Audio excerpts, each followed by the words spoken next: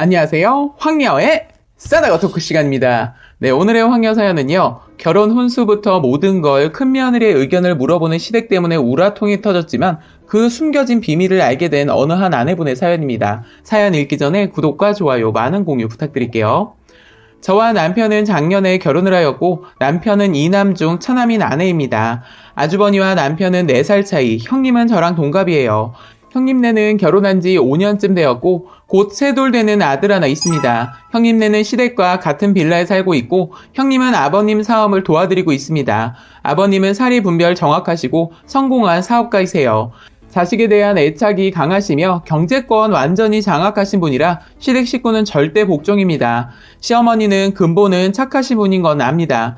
아기는 없으시나 말 나오는 대로 막 하시는 스타일이시며 평소 말 실수투성이라 집에서 권위 없으시고 허영이 강해 아버님한테 매일같이 혼나세요. 남편과 결혼 전부터 뭔가 많이 이상했습니다. 어머니는 제 결혼에 관해 첫 번째로 예단 예물을 모두 형님의 지시를 따르더군요. 큰며느리랑 당연히 상의할 수 있죠. 근데 그 이상이더라고요. 가뜩이나 헤어라는 게 많아서 성질이 뻗치는데 본인이 갖고 싶다는 것도 아니고 형님이 헤어라니까 해와야 한다 라는 말은 기분을 2~3배로 잡치게 만들더군요. 그 내용 즉슨 큰며느리가 예단으로 밍크도 받아야 된단다 하셨는데 이미 5벌쯤 가지고 있으시고 형님은 안 해드렸어요. 걔가 반상기도 꼭 받아야 하는 거라던데? 지금 보면 집에 그릇 차고 넘치세요. 애비는 반지는 뭘로 하고 시계는 뭘로 했다는데 너도 그만큼은 해야 하지 않겠냐? 큰며느리가 자기는 이바지 보자기 40개 넘었는데 너도 신경 써야 한다던데? 라고 하시며 두 번째로 저희에게 반찬을 싸주시는데 옆동 사는 형님한테 들킬세라 첩보 작전이십니다. 오자마자 형님이 있는지 없는지 확인하고 바로 차로 내려가 숨겨놓고 다시 올라오거나 종이 쇼핑백에 반찬을 넣고 그 위에 옷가지를 올려놓고 운반하세요. 한 번은 진짜 들기름 구하기 힘들길래 어머니한테 쓰시던 거 있으면 반병만 주세요 했다가 그런 소리 형님 없는 데서 하라고 옆구리 찔렸네요. 3번째, 가장 소름 끼쳤던 기억은 저희 친정집에서 예단으로 시어머니, 시아버지께 각각 보석 선물을 하나씩 해드렸네요. 한복 걸쳐 입고 떡 맞추고 예단을 이고지고 포장 격식 따지랴 드리는 격식 따지랴 엄청나게 신경 썼습니다. 시어머님이 선물에 대한 답례를 해주신다고 금 한 양을 준비해 주셨는데 형님이 보면 안 되니 검정 봉지에 싸서 문간막 책상하고 벽 틈에 놓았으니 조용히 들고 가라고 했습니다. 4번째, 예물값은 모두 돈으로 주셨고 저보고 알아서 하라고 하셨습니다. 그리고 시어머니는 구입한 예물은 집에 가져오지 말아라 하셨습니다. 형님이 보면 괜히 질투하니 가져오지 말랬는데 그럼 하면 어떻게 주시게요? 했더니 알아서 챙겨가던지 생략하길 원하시더라고요. 형님 예단은 저보다 작게 예물은 비슷하게 받은 걸로 알고 있었고 함은 결국 생략했습니다. 5번째, 형님 생일 챙기라고 한 달 전부터 성화 내셨으나 작년 제 생일에 형님에게 아무것도 받은 적 없어요. 돌아오는 조카 생일 챙기라고 역시 한 달 전부터 성화를 내셨으나 이번에 형님이 돈으로 달라고 했다네요. 6번째, 다 말하자면 끝도 없지만 대체로 사연 내용을 보시면 어떤 분위기인지 아시겠죠? 마음은 좋으신 분이고 후하신 분들이라 아끼지 않고 퍼주지만 집에 돌아오는 길에 전화 옵니다. 형님은 모르게라? 그리고 저 모든 이야기 중에 형님에게 직접 들은 얘긴 한마디도 없어요. 그렇다더라 하는 어머님의 말씀뿐입니다. 그래도 전 형님이 너무 짜증나고 밉습니다. 근데 직접 한 얘기도 아닌데 대놓고 물어보기도 못하고 처음엔 어머니가 갖고 싶은 걸 저렇게 형님을 이용해 말씀하시나? 저희 부부도 헷갈렸는데 그건 아니었어요. 형님이 시어머니에게 말한 게 맞긴 하더군요. 어느 날 어머니가 본인의 한복은 새로 안 해도 되니까 형님은 반상기는 꼭 해오라고 전화를 하셨습니다.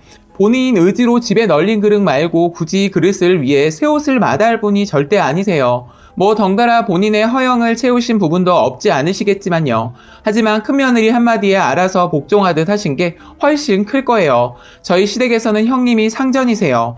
경제적인 실권 쥐고 계시고 어른 노릇 마땅히 하고 계시고 사리 분별 정확하신 저희 아버지도 편하게 대하지 못하세요.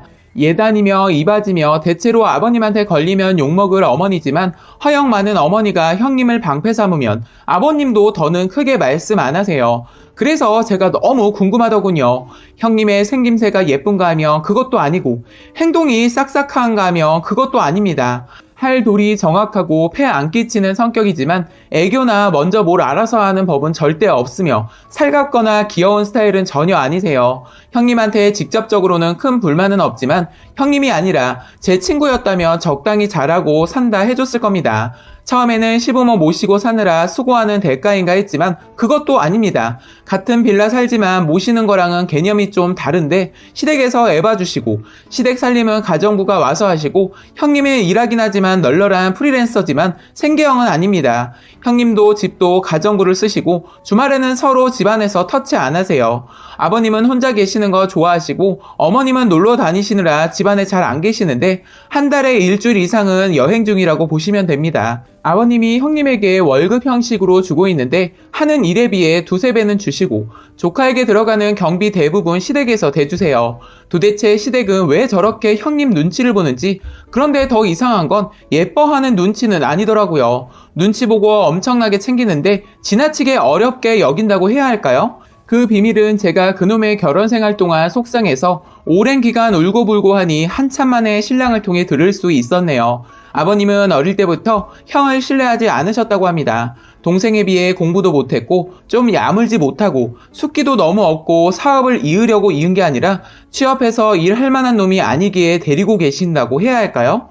저놈 장가나갈까? 연애나 할까 싶어 하셨지만 제가 보기엔 아주버니 그 정도는 아닌 것 같았죠.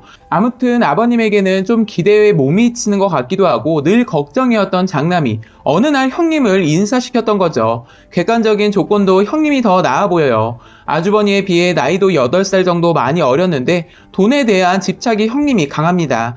유치하게 대놓고 몇만 원 가지고 그러는 것이 아닌 시댁 유산에 관심이 많다고 남편이 말해줬어요. 어쨌건 아버님 그녀를 보시자마자 애 놓치면 큰아들 장가가긴 글렀다는 생각에 필사적으로 잡으셨다고 했어요. 결혼 전 무엇이든 제일 좋은데 뭐든지 제일 좋은 물건으로 완전 전폭적인 지지로 결혼을 시켰고 아직도 그 결혼은 시아버지가 시키셨노라 하십니다. 형님은 자기는 남편보다 시부모님이 더 좋아 결혼을 결심했다 하더군요. 아버님과 형님의 이해관계가 잘 들어맞아 결혼은 성사되었어요. 그와 반면 저희 남편은 조용하고 독립적이고 아버님이 늘 사업하시는 곳에 들어와 일하라고 하십니다. 그러지만 현재 하는 일에 대한 분야가 확실하고 지금 하고 있는 일에 적성이 맞기 때문이기도 합니다. 더 큰 이유는 형하고 얽혀 행여나 의상하는 것도 싫다고 안 하고 있습니다. 처음에 제가 시댁에 와서 저와 형님 차별한다고 생각했어요. 그래서 더 분하고 화가 났던 것입니다. 제가 그녀보다 부족한 게 없어 보이는데 이건 형제간 차별을 떠나서 아예 나랑은 레벨이 다른 사람 취급을 하니 참 많이 힘들더군요. 그게 저와 형님 문제인 줄 알았고 좋게 생각하기 힘들더군요. 평소에 나를 얼마나 질투하고 믿게 봤으면 어머니가 노상 저런 말씀을 하실까 했어요. 제가 그녀에게 대체 뭘 잘못해서 저런 말들을 들어야 하나 매일같이 분하고 열받았어요. 근데 시부모님 입장에선 그녀를 좋게 해서 비유를 건드리지 않아야 아들을 온전히 건사할 수 있다고 생각하셨던 거예요. 못난 아들 데리고 살아주는 대가로 집안에서 그 위치와 그 금전을 보장해 주셨던 겁니다.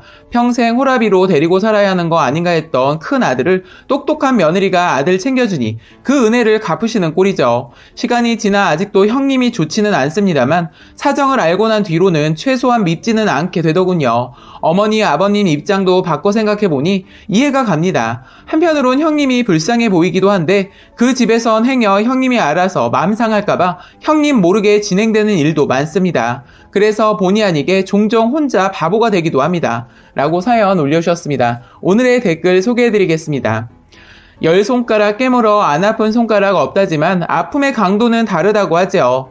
똑같은 내 새끼인데 이쁘기만 한 자식도 있고 불편한 자식도 있고 듬직한 자식도 있는가 하면 뭐든 똑같이 해도 모자라 안타까운 자식이 있습니다. 아이는 부모 욕심으로 낳는다고 합니다. 아이를 낳았으면 똑같이 차별 없이 잘 키워야 하지만 부모도 사람이니 마음처럼 잘 안 되는가 보네요. 예쁜 자식 더 잘해주고 싶고 아픈 자식 몸이든 마음이든 더 잘해주고 챙기게 되니까요. 어렸을 땐 그렇다 치지만 다 크고 성인이 돼서 결혼하면 그게 며느리에게까지 오게 되나 봅니다. 그래서 이런 일이 생기는가 싶네요. 라고 짧은 댓글 소개해드렸습니다. 오늘의 사연과 댓글 여기까지였고요. 많은 공유와 여러분들의 생각이나 느낀 점이 있다면 댓글로 표현해보시기 바랍니다.